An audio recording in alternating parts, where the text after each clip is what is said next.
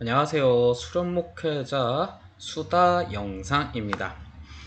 저번 영상까지는 이 영상은 2024년도 수련목회자 선발고시를 위한 저의 그냥 잡담 영상입니다.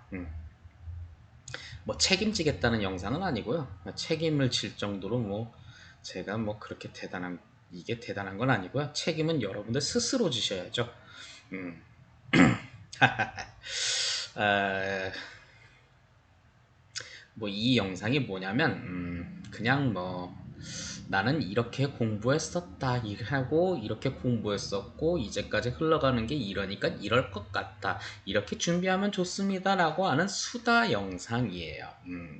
절대로 이걸 전적으로 신뢰하셔도 잠깐만 무슨 드라마 대사 중에 저를 전적으로 신뢰하셔야 합니다 뭐 그 정도는 아니라는 걸 밝히는 바입니다. 한 영상당 한 30분 정도 여러분들이 보기 좋게 끊어서 하려고 합니다. 저번 영상까지는 이 최근 시험지 가지고 한번 수다를 했는데 이제 교리화장정도 저번 작년에도 한번 훑었지만 이번에 새로운 시험지가 새롭게 업데이트돼서 제 블로그에 자료 업데이트를 했었고 이제 그렇기 때문에 작년과는 좀 새롭게 되기 때문에 그걸 한번 훑어보는 계기를 한번 가져보려고 합니다. 물론 교리화장정에 대해서 누군가는 이렇게 생각할지도 모릅니다. 10월 달에 새롭게 입법에 개정된다고 하는데 우리가 시험 보는 2024년도에는 개정된 걸로 시험을 보나요? 아닙니다.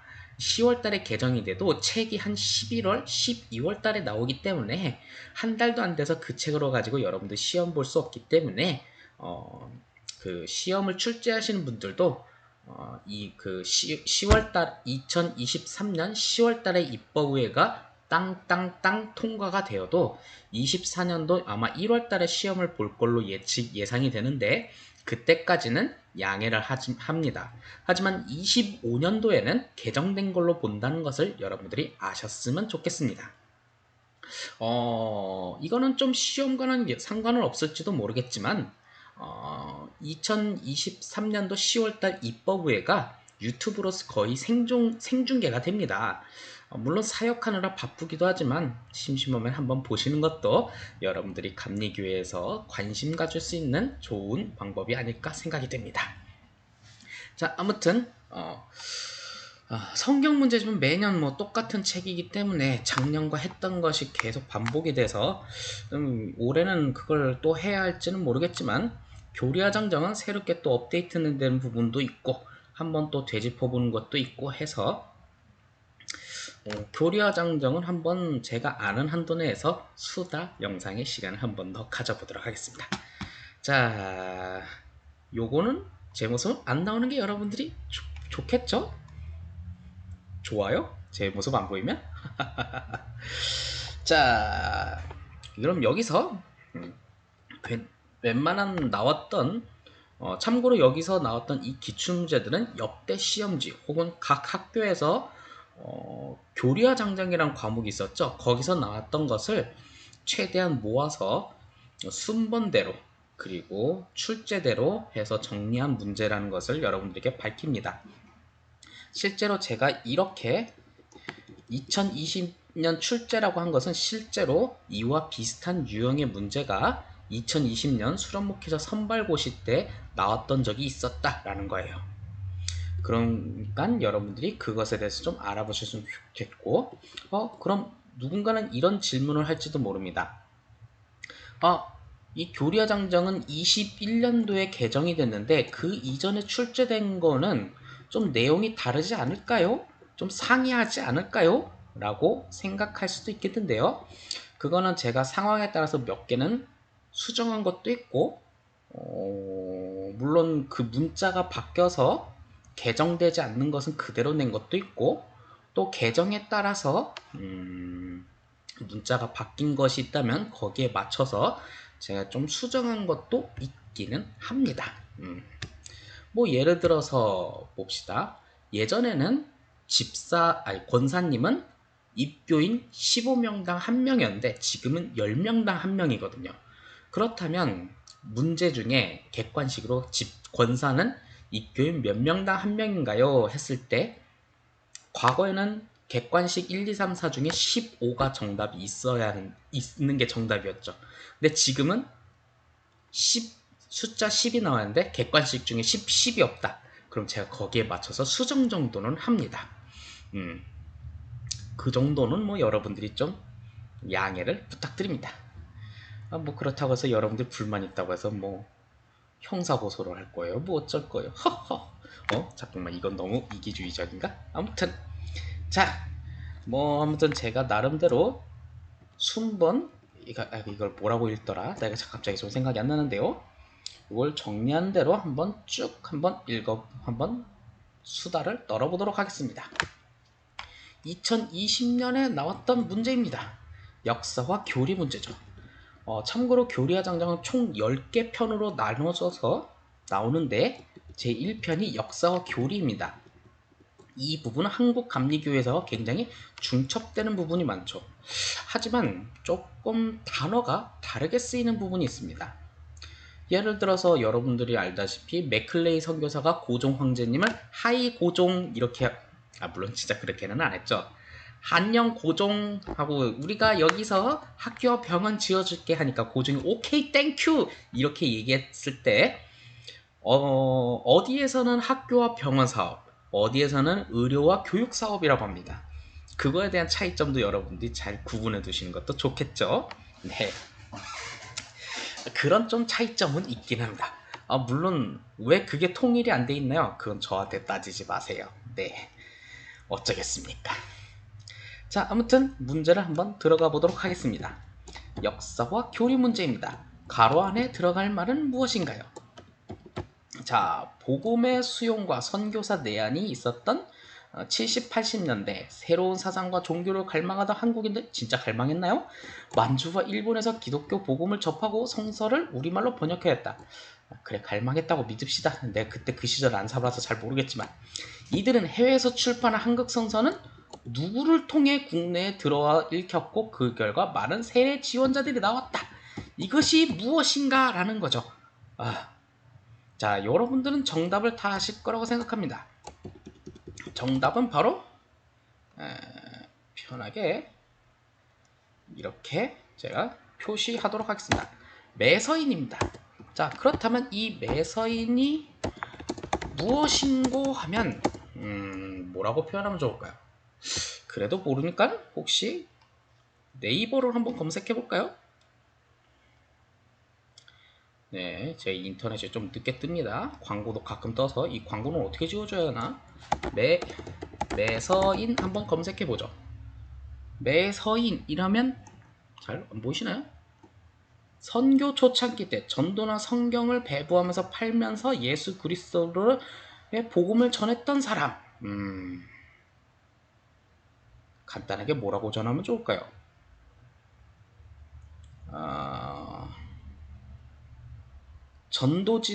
전도지 혹은 성경 판매업자, 뭐 이렇게 표현하면 좋을까요? 어떤 좋은 단어가 있는지 모르지만 성경책 판매업자 이렇게 표현하면 좀 너무 그냥 그 보부상 같은, 성경책 보부상, 성경책 보부상, 이렇게 얘기하면 되겠네요. 떠돌아다니면서 하는 그런 분들이라고 보면 돼요. 자, 그러면 전도 부인은 뭘까요? 이거는 지금의 신방 전도사님을 생각하시면 될 것 같아요. 네, 그렇게 여러분들 이해하면 되고, 유사 이게 뭐지? 이건 저도 잘 모르겠네요. 이 탁사는 아마도 그 최병원 목사의 별명? 요즘에는 별명을 좀 뭐 놀리는 용도로 많이 쓰지만 그냥 그런 걸로 생각하시면 될 것 같아요. 근데 혹시 모르니까 유사가 뭔지 몰라서, 저도 모르니까 한번 검색을 한번 해보죠.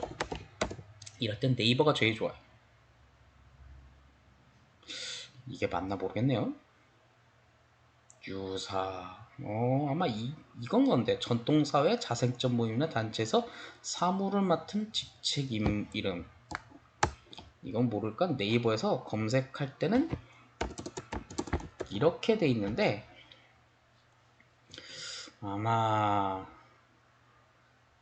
이건 제 생각인데 지금의 사무간사? 아닐까 하는 생각이 듭니다. 이건 저 개인적인 생각이니까 너무 그렇게 생각이 드네요. 자, 요런 거는 또 이게 여러분들이 나중에 보기 좋게 이렇게 생각. 가만 이 탁사가 그 탁사가 맞는지 혹시 모르니까 한 번만 검색만 해보죠. 괜히 또 다른 거 나오면 제가 좀 부끄럽잖아요. 네,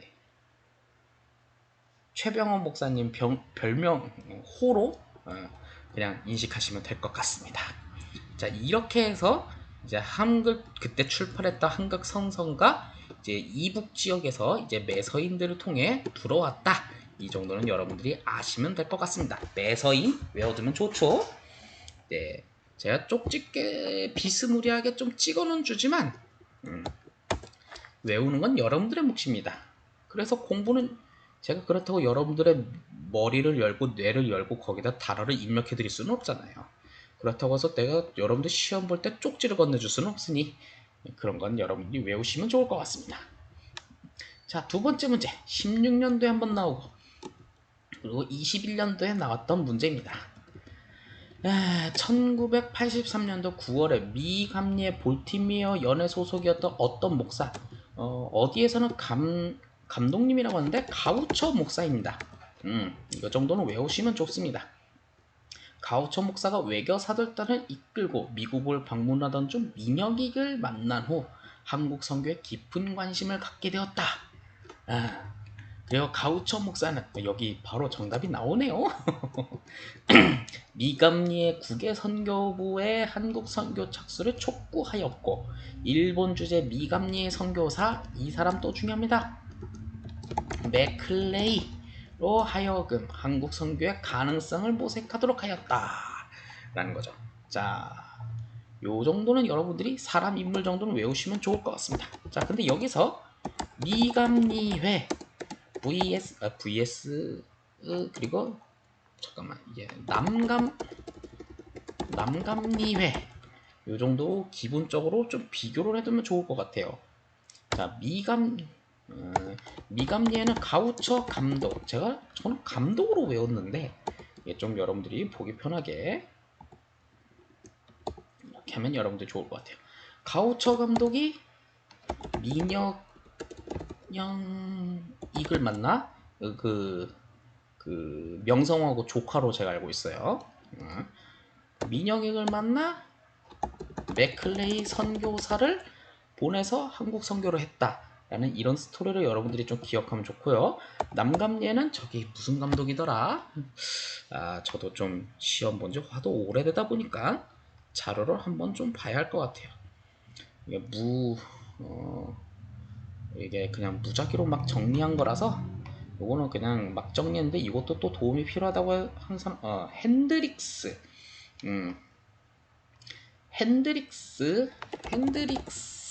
감독이 이북 지역에서 활동을 했나봐요. 핸드릭스 감독이 저기 윤치호라는 사람 맞는데 이 사람 최초의 세례받은 사람, 세례받은 한국인, 이 정도 하고 해서 이 사람이 리드 선교사를 한국에 파송했다는 이런 대조를 여러분들이 같이 기억하면 좋을 것 같아요. 자, 요 정도로 이제 대조를 하면서 외우면 좋은 게, 자, 첫 번째 보면, 각각 감리회 감독들을 급되는 사람들이 한번 나왔죠. 근데 여기 어디에서는 목사라고 돼 있으니까 또 연구에 따라서 이 사람 감독이 아니라 목사였다라고 나중에 밝혀졌는지 모르겠는데 저는 감독으로 알고 있습니다. 그리고 한국인, 그리고 선교사 이렇게 딱딱딱 대조 있게 한다면 여러분들이 쉽게 외울 수 있지 않을까요? 그럴 거라고 저는 믿습니다. 자, 그리고 이제 중국과 일본에서 감리교회 선교를 개척했던 맥클레이는 84년 6월 24일 내한에서 무엇과 무엇 사업을 해도 좋다라는 허락을 받았습니다. 이제 맥클레이 선교사가 이제 조선 땅에서 고종 안녕 했더니 고종 그래 너 왜 왔니? 우리 맥클레이 선교사와 나 한국에서 선교하고 싶어. 했더니 고종왕 그래 맨입에 그냥 하면 안 되지. 너 뭐 해줄 건데? 그래서 맥클레이 선교사가 우리가 여기다가 서양식 학교하고 서양식 병원을 지어줄게. 너네 좋지? 고종 좋지? 하니까 오케이 좋아 해서 딱 학교와 병원 사업을 해도 좋다는 국왕의 허락을 받았다 라는 내용이에요. 참고로 제가 말한 것은 그냥 웃자고 하는 표시니 여러분들이 진짜 버릇없다 그렇게 생각하면 제 마음이 너무 아파요. 근데 여기서 우리가 이거 하나는 좀 비교했으면 좋겠어요. 교리와 장정 vs 한국감리교회사 vs가 좀 있어요. 여기서 교리와 장정에서는 학교와 병원 사업으로 제가 알고 있는데 한국감리교회에서는 교육과 의료 사업으로 표시하는 게 좋습니다. 제가 기억한 게 잠깐 이게 맞는지 한 번만 더 확인해 볼게요. 자, 예 맞습니다. 네 맞네요. 제가 표시한 게 요게 그 책 교재에 이렇게 적혀 있어요. 네. 뭐가 진실이냐고요? 목소리 큰 사람이 진실이겠죠. 아무튼 뭐 요렇습니다. 예. 예, 여러분들 이걸 좀 아셨으면 좋겠어요. 자, 그냥 혹시 모르니까 뭐 책대로 쓰는 게 좋지 않겠습니까? 괜히 또 긁어부스로 만들 필요는 없어요.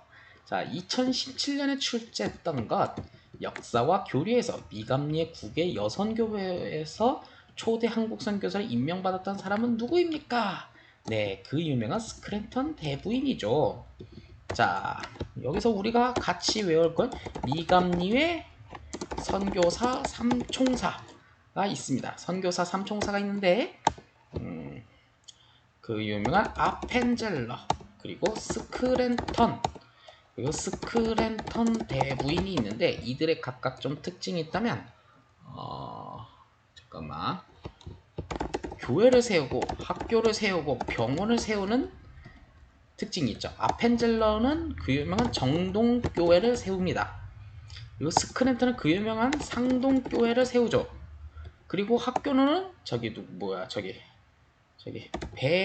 배제학당 그리고 스크랜턴은 학교를 안 세우고 스크랜턴 대부인이 이화학당을 세우죠. 그리고 병원으로는 시병원 이렇게 세웁니다. 원래는 그 옛날 한국 감리교에서 구교제는 뭐였지? 여성 전용 병원이 있었는데 신교제에서는 딴 사람 하워드라는 사람이 세운 걸로 밝혀져서 여기다 안 썼죠. 그렇기 때문에 여기에 칸을 제가 뭐 탭키로 쳐서 하긴 했는데 이런 식으로 칸으로 잘 보면서 딱 보면 이제 다이아몬드 포메이션이잖아요.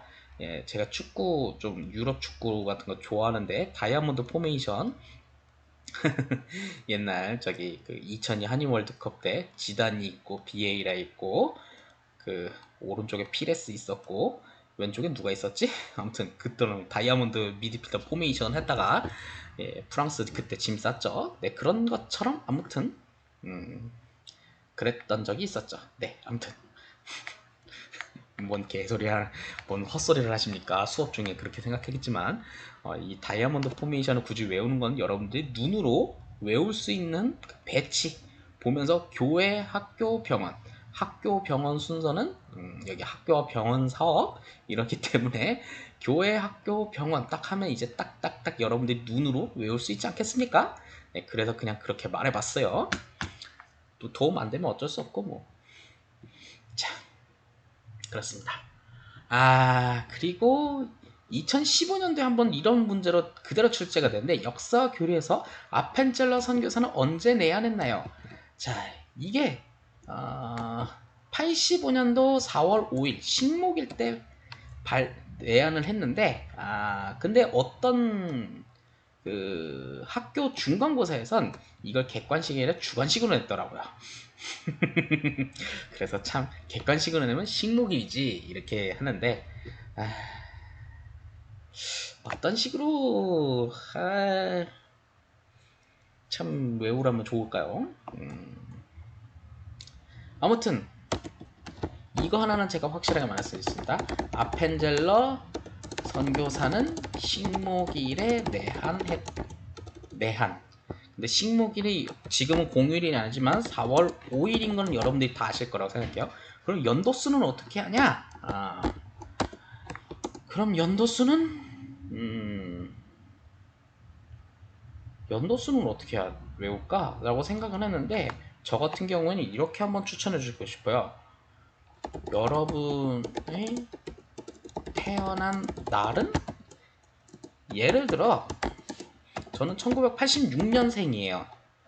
그럼 여기서 101년을 빼면 1885년이 되겠죠? 네. 예를 들어서 이런 식으로 여러분들이 외우면 좋을까요? 뭐 예를 들어서 나는 85년생이야. 그러면 딱 100년 차이잖아요. 예. 아 이거 내 나이를 들켰네. 이제 곧 있으면 40인데 어쩌지? 아무튼 뭐 그래요. 그런 식으로 한번 여러분들이 외워보면 어떨까라는 생각이 들어요. 예를 들어 자기가 태어난 날에 몇 년을 빼면 좋을까? 뭐 그런 식으로. 도움이 안 되네. 내가 생각해도. 자, 아무튼 식목일은 확실하게 여러분들이 기억해서 하시면 좋을 것 같아요. 자, 그리고 가장 먼저 입국한 감리교회 선교사는 누구입니까? 라고 하는데 아펜젤러 선교사로 보통은 인식을 하는데 근데 이거에 대해서 좀 요새 학술 연구에서는 스크랜턴 선교사가 가장 먼저 입국했다는 학술 연구가 있기는 합니다. 그래서 이 문제가 나올지는 모르겠습니다. 요새 학술 연구는 그런 연구가 있어요.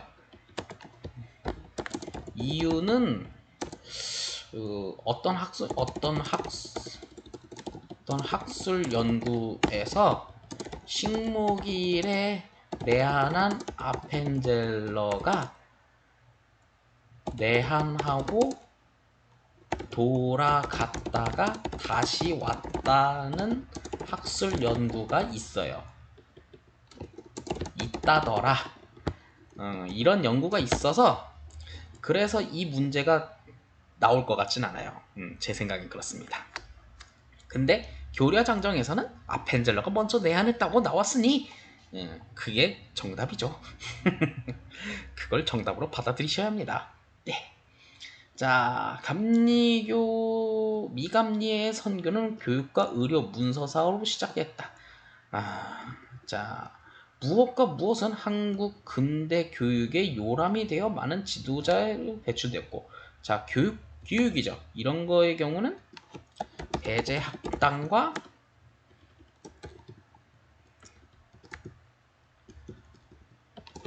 이화학당. 그렇고 무엇과 무엇은 한국 근대 의료 사업의 요람이 되었다. 라는데 요거는 시병원과 보구여관입니다. 한때 이 보구여관은 옛날 구교재에서는 스크랜턴 대부인이 지은 것이 아니냐라고 해서 제가 미감리의 삼총사가 같이 이렇게 외웠는데 신교재에서는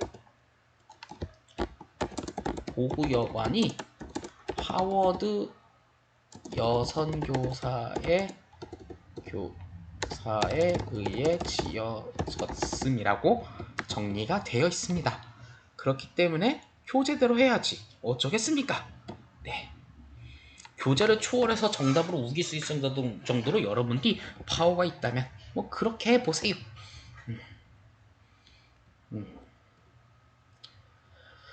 자, 그리고 네.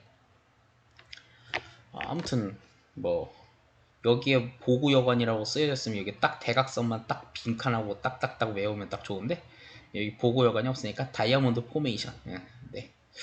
전 풋볼 매니저 할 때 다이아몬드 미드필더를 다이아몬드로 세우는 건 별로 안 쓰거든요. 근데 아무튼 뭐 그게 의미가 있나? 자, 그 다음 1987년 7월 24일 배제학당 학생 누구에게 첫 세례를 거했고, 그렇다고 이 사람이 첫 세례를 거한 감리교인은 아니죠. 학생 중에 첫 세례를 했다는 거예요. 박중상. 예, 가만 내가 아는 사람 중에 진짜 박중상이라는 친구가 있었던 것 같은데 갑자기 생각이 안 나네요.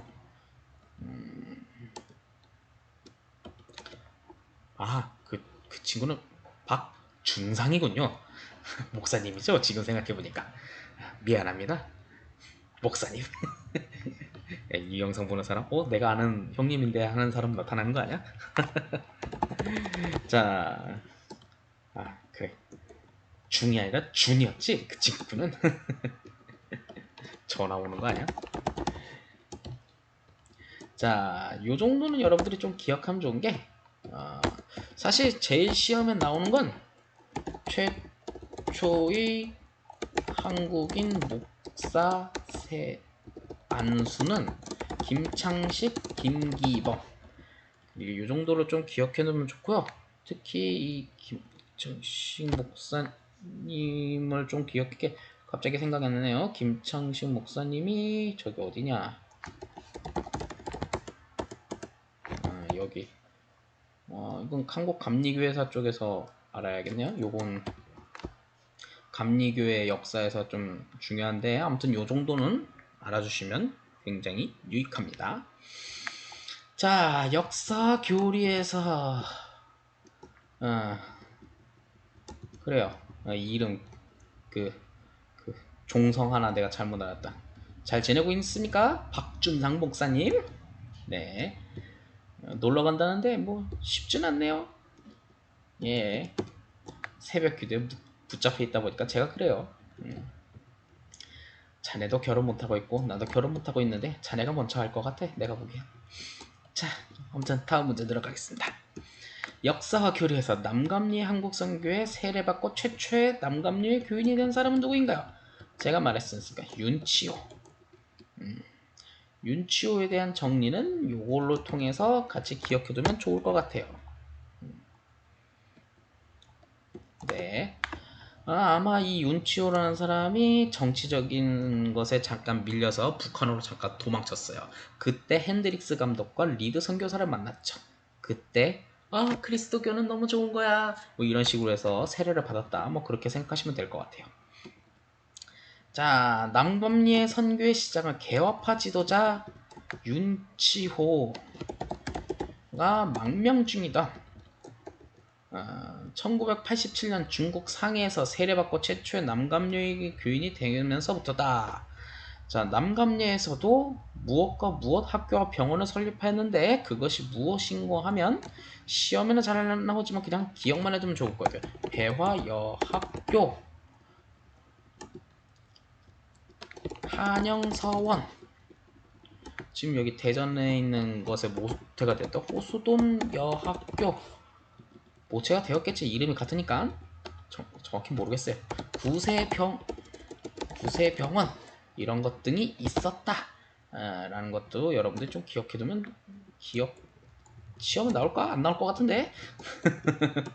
모르지. 갑자기 이 남감리에 대한 자부심을 갖는 사람이 갑자기 시험 출제위원이 되면 나올 수도. 이런 정도는 좀 기억해두면 좋을 것 같아요. 자, 신학교육 선교 초반에 있어서 선교 초기에 신학교육에 있어 미감리와 남감리는 서로 협력하였고 1907년 두 교회 연합으로 무엇을 설립하였다. 이 학교 교육기관이에요. 그게 협성 신학교라고 하는데 이게 협성대학교의 모체? 아니요, 감신대학교의 모체예요. 네, 그게 나중에 감리교 신학대학교로 나중에 바뀌게 되는 거예요. 이렇게 됐다고 해서 이것이 바로 우리 협성대학교의 시작이다 이렇게 생각한 사람, 예, 무식하다는 소리 들을 거예요. 하지 마세요. 네. 자, 이 정도는 아시면 됐고. 자, 1903년 원산에서 남감리의 선교사 누구의 회개 시작으로? 예, 이거 굉장히 중요한 하디. 참고로 미감리가 아니라 남감리예요. 그리고 1907년 무엇을 거쳐? 여기서 이제 평양 부운동 를 거쳐 1909년 100만년 구룡운동으로 시작되었다. 뭐 여기까지는 뭐 특별히 아이고 이 정도는 또 중복돼도 뭐 밑에다 써주면 좋을 것 같죠? 되었다. 뭐이 정도 생각하면 좋을 것 같아요. 자, 그리고 누구누구 목사는 동양 전통의 종교와의 대화를 통해 기독교의 절대성을 규명하는 데 노력하였다. 이분은 바로 최병원 목사님입니다. 네. 옛날 제가 직장 다녔을 때 이때 어떤 대리님과 이름이 비슷해갖고 제가 아직도 기억을 해요. 그 대리님은 좋은 분이었죠. 좋은 걸까 나쁜 걸까 이 표현은 좋은 분이었어요. 그냥 거기까지였지만. 자, 그 다음 문제 들어가도록 하겠습니다. 다음은 역서 교리 부분이다. 가로 안에 들어갈 내용은 무엇인가? 일제의 침략과 지배에 저항하는 감리교인들의 민족운동은 무엇으로 시작되어? 예, 구국기도회. 이건 그냥 이름 그대로 그냥 통으로 외우시면 좋을 것 같아요. 구국기도회로 시작해서 다양한 항일투쟁으로 발전하였다. 자, 그리고 여기서 누구는 무엇은 상동교회 무엇과 무엇인데 이분도 좀 잘 기억해 두면 좋을 것 같아요. 전덕기 목사, 예, 최병원 목사와 더불어 전덕기 목사도 한 번 정도 기억해 두면 좋죠. 자, 해서 앱이청년회 하고 상동청년학원 을 중심으로 애국청년운동회를 좀 했다. 여기서 우리가 좀 같이 기억해야 할 것은 정동교회 vs 상동교회의 특징을 갖고 있죠. 설립자는 정동교회는 저기 아펜젤러, 상동교회는 스크랜턴 이런 특징을 갖고 있는데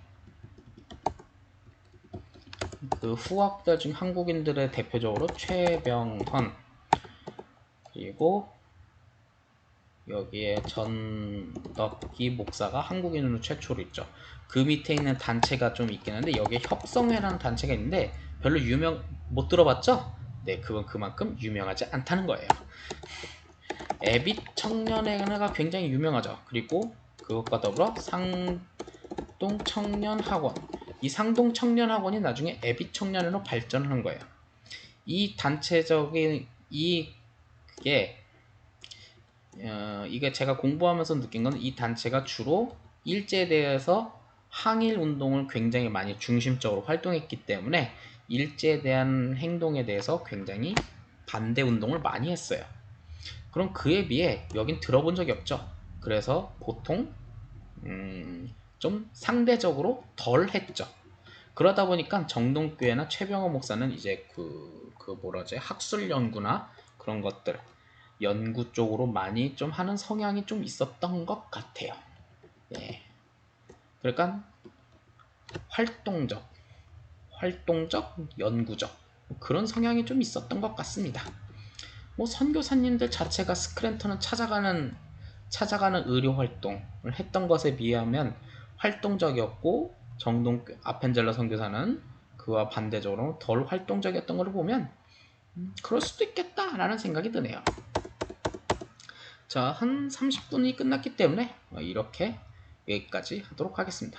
이렇게 매주 이렇게 30분씩 영상을 찍어 보면서 여러분들에게 작은 도움이 되도록 하겠습니다. 자, 오늘의 영상은 여기까지입니다.